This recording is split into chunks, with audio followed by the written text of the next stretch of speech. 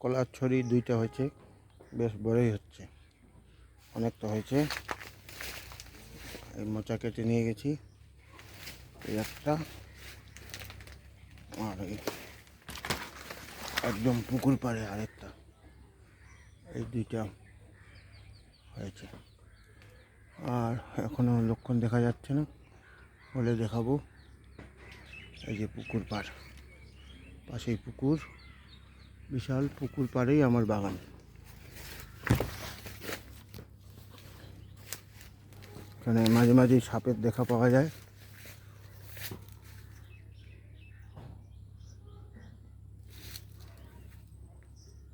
এই কলার ছড়ি, দুইটা কলা হচ্ছে।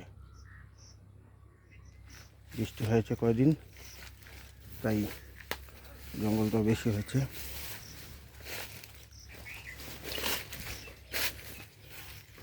আর এই একটা বড় কলার গাছ।